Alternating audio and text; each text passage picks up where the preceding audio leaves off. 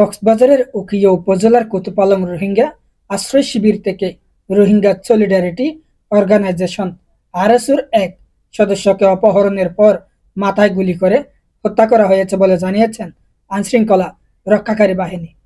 মঙ্গলবার ভোরে Arakan salvation army Archer সন্ত্রাসীরা এই হত্যাকাণ্ড ঘটিয়েছে। নিহতের নাম মোহাম্মদ জলিল। তিনি উখিয়ার কুতুপালংয়ের 4 নম্বর রোহিঙ্গা আশ্রয় শিবিরের A3 ব্লকের কামাল হোসেনের ছেলে। তিনি আরএসুর সক্রিয় সদস্য ছিলেন। রোহিঙ্গা আশ্রয় শিবিরে নিরাপত্তায় নিয়োজিত 14 আর্ম পুলিশ ব্যাটালিয়নের সহ অধিনায়ক পুলিশ সুপার মোহাম্মদ আরেফিন জুয়েল বলেন, সোমবার বিকেল 4:30টার দিকে কুতুপালং 4 নম্বর আশ্রয় শিবিরের F ব্লকে এসে 15 থেকে 20 জন অস্ত্রধারী আরসা সন্ত্রাসী 3 রোহিঙ্গাকে অপহরণ করে পাহাড়ে নিয়ে যায়।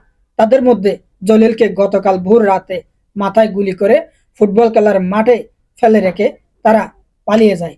খবর পেয়ে এপিবিএনের সদস্যরা তাকে উখিয়া বিশেষায়িত হাসপাতালে নিয়ে গেলে কর্তব্যরত চিকিৎসক মৃত ঘোষণা করেন। পরে উখিয়া থানার পুলিশ মরদেহের সুরতহাল প্রতিবেদন তৈরি করে ময়নাতদন্তের জন্য কক্সবাজার সদর হাসপাতালের মর্গে পাঠায়। এ ঘটনায় সন্ত্রাসীদের গ্রেপ্তারে আশ্রয় শিবিরে পুলিশ অভিযান চালাচ্ছে বলে জানান এই কর্মকর্তা।